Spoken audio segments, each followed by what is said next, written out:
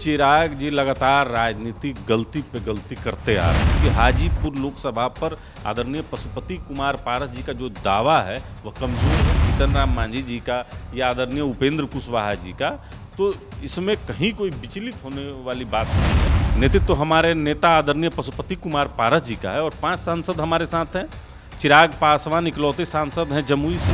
अब हाजीपुर पर या हमारे 5 लोकसभा सीटों पर चिराग पासवान का कोई दावा नहीं बनता है। वही तो दौड़ते रहें, पूरे देश की परिक्रमा कर लें, अलग अलग व्यंजन का मजा लें, राहुल गांधी के शादी पर चर्चा हो तो वहाँ जब तक जीवित रहेंगे तब तक वहाँ से राजनीति करेंगे आदरणीय पशुपति कुमार पारस जी। और एनडीए गठबंधन में कहीं कोई सीट की मारामारी नहीं है। विपक्षी गठबंधन इंडिया की तीसरी बैठक के समाप्ति के साथ अब तमाम जो नेता है वो चौथी बैठक को लेकर तैयारियों में लगे हैं, लेकिन उससे पहले आपसी समन्वय हो या फिर सीट शेयरिंग को लेकर हो, तमाम मुद्दों पर जो है बातचीत शुरू हो गई है। चूंकि मुंबई में जो बैठक हुई उसमें कई कमेटी का गठन कर दिया गया, कई कमेटियों में कई बड़े बड़े चेहरे हैं और बिहार में सीट शेयरिंग को लेकर लालू यादव और नीतीश कुमार ने मोर्चा संभाला है, चूंकि बड़ी जिम्मेदारी उनको मिली है और अनौपचारिक तौर पे अब चीजें स्पष्ट हो गई है। बस ऐलान होना बाकी है कि बिहार में इंडिया गठबंधन के सहयोगी दल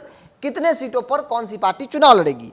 सवाल एनडीए गठबंधन के अंदर है, क्योंकि अब तक एक बैठक तो हुई लेकिन न तो अब मीटिंग हो रही है और ना ही सीट शेयरिंग को लेकर कोई बातचीत हो रही है।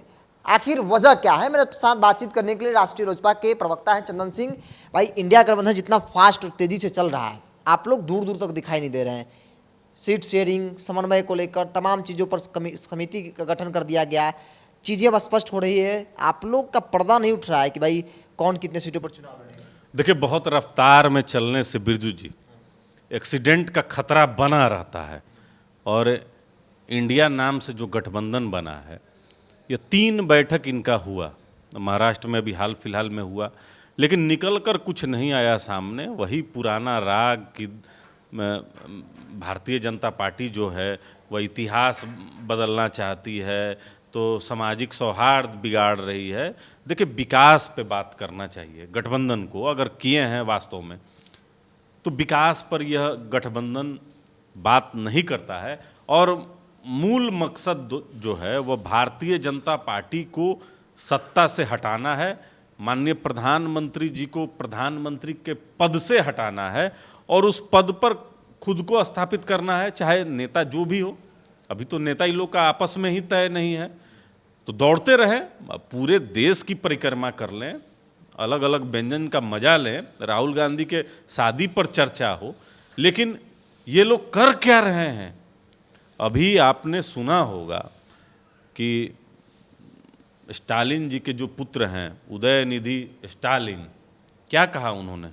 कहा कि सनातन धर्म जो है वह डेंगू, मलेरिया और कोरोना वायरस की तरह है, इसको समाप्त करने की जरूरत है। तो जिस गठबंधन की मानसिकता हिंदू धर्म को और सनातन को समाप्त करना हो, जिस तरीके से मुगल काल में मुगलों का जो एक मोटो था वही है और इसको देश देख रहा है। आदरणीय लालू प्रसाद यादव जी बैठक में जाने से पहले माननीय प्रधानमंत्री जी का नैरेटिव फोड़ने का बात करते हैं, तो आप समझ लीजिए लोग कि लोग का उद्देश्य क्या है। उद्देश्य है कि परिवार का जो विरासत है और अरबों खरबों की जो संपत्ति है उसको कहीं ना कहीं संरक्षित करना है, इससे ज़्यादा कुछ नहीं है। हम लोग अधीर नहीं हैं, हम लोग माननीय प्रधानमंत्री जी में आस्था रखते हैं और हम जानते हैं कि 2024 में भी माननीय प्रधानमंत्री जी ही पुनः आएंगे, चूंकि देश को चारों ओर से सुरक्षित किए हैं और विश्व में भारत का डंका बज रहा है। एक भारतीय होने पर हम विश्व में कहीं भी जाते हैं गौरवान्वित महसूस कर रहे हैं। बिना शर्त तो गठबंधन तो नहीं हो सकता है। कुछ महत्वाकांक्षा आपकी भी रही है, आपके दूसरी पार्टी की भी रही है, जो चाहे उपेंद्र कुशवाहा हो, चिराग पासवान हो, जीतन राम मांझी हो, भाजपा हो। सवाल ये है कि जो चर्चा है कि भाई भाजपा 31-30 सीटों पर चुनाव लड़ेगी, बाकी 9-10 सीट बचते हैं, 9-10 सीटों में क्या आप लोग संतुष्ट हो पाएंगे? 4 पार्टियां हैं, चिराग जी, मांझी, उपेंद्र कुशवाहा, पशुपति कुमार पारस, मतलब कि क्या समझा जाए कि भाजपा जो कह देगी उसे स्वीकार कर लेंगे, 1-2-3 सीट मिल जाती है, बस उस पर मान लेना है? अब देखिए, दिक्कत ये है कि आप लोग पत्रकार के साथ विश्लेषक भी हैं, तो विश्लेषण आप लोग बराबर करते रहते हैं। कहाँ से खबर आप लोग के पास आई कि भारतीय जनता पार्टी ने कहा है कि हम 30 सीट पर चुनाव लड़ेंगे? देखिए, भारतीय जनता पार्टी के केंद्रीय चुनाव समिति इस चीज़ को तय करती है, और तय तभी करती है जब एनडीए में जितने भी गठबंधन के सहयोगी हैं, जब आपस में सबका राय सम्मिलित होता है तब होता है, और सबको पता है कि किसके पास कितनी सीटें हैं, कौन कौन सा लोकसभा का चुनाव जीत सकता है, किस क्षेत्र पर पकड़ किसका है, किस समाज पर पकड़ है। तो मूल तो चीज़ है जो माननीय प्रधानमंत्री जी के ही नीतियों पर देश में चुनाव हो रहा है, और एनडीए गठबंधन में कहीं कोई सीट की मारामारी नहीं है। आप समझ लीजिए, भारतीय जनता पार्टी, आपको याद होगा कि जनता दल यूनाइटेड के साथ जब गठबंधन में, तब पिछले 2019 में, तो अपनी कितनी सीटें दे दी थी? 6 सीट, 6 लोकसभा की सीट जनता दल यूनाइटेड को भारतीय जनता अपनी सीटिंग सीट दे दी थी। तो देखिए, ये गठबंधन जो है ये समर्पण का गठबंधन है। हम लोग एक दूसरे पर फेथ करते हैं, विश्वास करते हैं, और माननीय प्रधानमंत्री जी के नेतृत्व पर आस्था है। तो कहीं हम लोग में आपस में कोई मतभेद नहीं है। मतभेद दिखता है, इसलिए हम कर रहे हैं, क्योंकि आपके नेता की बात कर ली जाए, जो महत्वाकांक्षा है वो कई बार कहें कि भाई सेटिंग गेटिंग होता है, ये लाइन वो लगातार इस्तेमाल कर रहे हैं कि जो हमारे पास सेटिंग है वो मेरे पास रहना चाहिए किसी भी हाल में। जीतन राम मांझी की बात कर ली जाए, वो भी 4 से 5 सीटों का दावा कर रहे हैं। उपेंद्र कुशवाहा भी कह रहे हैं कि भाई हमारे 4 सीट ऐसे हैं जो अगर मिल जाता है हमें तो हम उस पर मतलब जीत जाएंगे, वो हमारे हक की सीट है, वो मुझे मिलनी चाहिए। तो इसलिए सवाल होता है कि भाई आपसी समन्वय नहीं है, सबकी अपनी महत्वाकांक्षा है। भाजपा का क्या डिसीजन आने वाला समय बताएगा, लेकिन उससे पहले जाहिर तौर पर देखा जा रहा है। देखिए, मैं दूसरे दल की बात नहीं करूंगा बिरजू जी। 2014 में भी हमको 7 सीट मिला था, ठीक है, और 6 सीट हम लोग जीत गए थे, एक नालंदा लूज किए थे। और 2019 में भी हमको 6 लोकसभा की सीट और एक राज्यसभा की सीट मिली थी, और 6 में से 6 हमारा जो स्ट्राइक रेट था वह 100 में 100 था। अब 2024 है और उसी गठबंधन में हम हैं, माननीय प्रधानमंत्री जी के नेतृत्व में हैं। तो इसीलिए हमारे नेता बराबर कहते हैं कि सीटिंग और गेटिंग। तो जो सबसे बड़ा दल है यानी भारतीय जनता पार्टी ने स्पष्ट किया है, नेतृत्व तो हमारे नेता आदरणीय पशुपति कुमार पारस जी का है, और 5 सांसद हमारे साथ हैं। चिराग पासवान इकलौते सांसद हैं जमुई से। तो हमको 6 के जगह हो सकता है 7 मिल जाए। रिवार्ड, मैं बराबर इस शब्द का प्रयोग करता हूं कि गठबंधन के सबसे भरोसेमंद सहयोगी अगर कोई है तो वह राष्ट्रीय लोक जनशक्ति पार्टी है, जो माननीय प्रधानमंत्री जी के साथ लगातार हम लोग कंधे से कंधा मिलाकर हैं। हमारे नेता केंद्र में माननीय प्रधानमंत्री जी के साथ मंत्री भी हैं। तो हम लोग तो भारतीय जनता पार्टी के मजबूत सहयोगी हैं, तो हमको अपनी सीटें मिलेंगी। अब जहाँ तक बात रही आदरणीय जीतन राम मांझी जी का या आदरणीय उपेंद्र कुशवाहा जी का, तो इसमें कहीं कोई विचलित होने वाली बात नहीं है।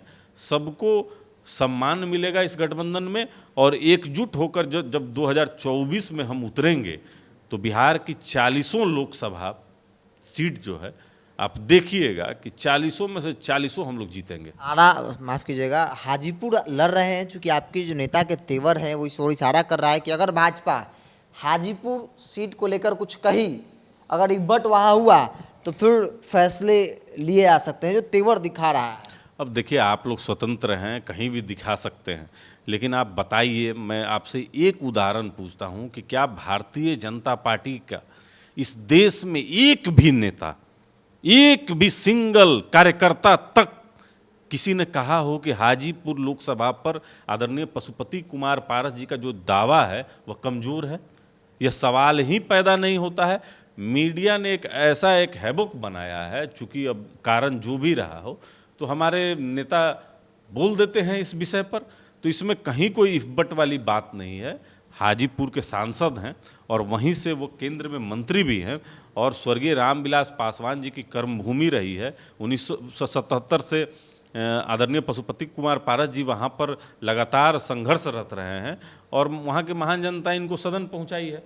तो वहाँ जब तक जीवित रहेंगे तब तक वहाँ से राजनीति करेंगे। आदरणीय पशुपति कुमार पारस जी। इसीलिए इस गठबंधन में हम आश्वस्त हैं। हमको कहने की ज़रूरत नहीं है गठबंधन के अंदर में कि हमारे पास कितनी सीटें हैं और हमको कितनी चाहिए। मैं तो बराबर आपके माध्यम से कहता हूं कि इस गठबंधन में हमारी सीटें पहले से ज़्यादा हो जाएंगी, कम नहीं हो सकती। एक अंतिम सवाल लेते हैं। चिराग का जो दावा होता है, चाहे वो अपनी मां को लड़ाने की बात करते हैं, खुद लड़ने की बात करते हैं, अपनी पार्टी को लड़ाने की बात करते हैं, आपको ऐसा लग रहा है कि भाई अगर चिराग ने अगर शर्त रख दी भाजपा के सामने कि भाई हमको हाजीपुर चाहिए ही चाहिए, इसके लिए जो कुर्बानी देना हो हम देने के तैयार हैं, फिर भाजपा आपके पक्ष में डिसीजन लेगी?